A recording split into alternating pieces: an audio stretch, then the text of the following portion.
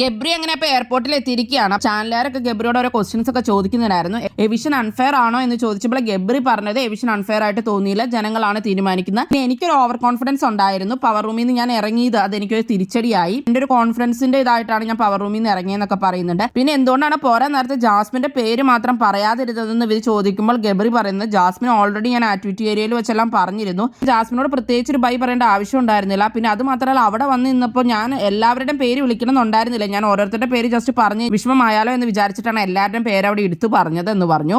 പിന്നെ ജാസ്മിന് വിഷമമായെന്ന് കണ്ടപ്പോൾ അത് സങ്കടമായെന്നും പറഞ്ഞു. ജാസ്മിനും ഗബ്രിയും തമ്മിൽ നിങ്ങൾ എന്തായിരുന്നു അകത്തുനിന്ന് ചോദിക്കുന്നുണ്ടായിരുന്നു, പ്രണയമാണോ എന്നൊക്കെ ചോദിച്ചപ്പോൾ അവർ പറഞ്ഞു അതിനൊക്കെയുള്ള ഉത്തരം പിന്നെ പറയാം, ഞാൻ വളരെയധികം ടയേർഡാണ്, ഇന്നലെ ഉറങ്ങിയിട്ടൊന്നും ഇല്ല എന്നുള്ള രീതിയിലാണ് ഗബ്രി അവിടെ പറയുകയുണ്ടായത്. ഇനി ഒരു റീ എൻട്രി ഉണ്ടാവുമോ എന്ന് ചോദിച്ചപ്പോൾ പുള്ളിക്കാരൻ പറഞ്ഞു ഇനി അങ്ങനെയൊന്നും ഉണ്ടാവാൻ സാധ്യതയില്ല എന്നുള്ളത് തന്നെയാണ്. ഫോണും കാര്യങ്ങളൊന്നും താൻ നോക്കിയിട്ടില്ലെന്നും ബാക്കിയുള്ള കാര്യങ്ങളെല്ലാം ഇപ്പോഴത്തെ എന്താണ് സ്ഥിതി എന്നുള്ളത് അനലൈസ് ചെയ്തിട്ട് സംസാരിക്കാം, പിന്നീട് ഞാൻ ഇതിനെല്ലാം മറുപടി പറയാം എന്നൊക്കെയാണ് പുള്ളിക്കാരൻ പറഞ്ഞത്. ജാസ്മിനും ഗബ്രിയും പ്ലാൻ ചെയ്തിട്ടായിരുന്നു അവിടെ നിന്നേന്ന് ചോദിക്കുകയുണ്ടായി. അപ്പോൾ പ്ലാൻ ചെയ്തിട്ടൊന്നും അല്ലായിരുന്നു എന്നുള്ളത് പുള്ളി പറയുകയുണ്ടായി. അപ്പോൾ പുള്ളി അത്രയൊക്കെയാണ് പറഞ്ഞോളൂ. അത് കഴിഞ്ഞിട്ട് എല്ലാവരോടും നന്ദി പറഞ്ഞിട്ടാണ് പുള്ളി പോയത്. ഇനി പുള്ളി ഇന്റർവ്യൂകളിൽ വരുമ്പോൾ നമുക്ക് കൂടുതൽ കാര്യങ്ങളൊക്കെ അറിയാൻ പറ്റും.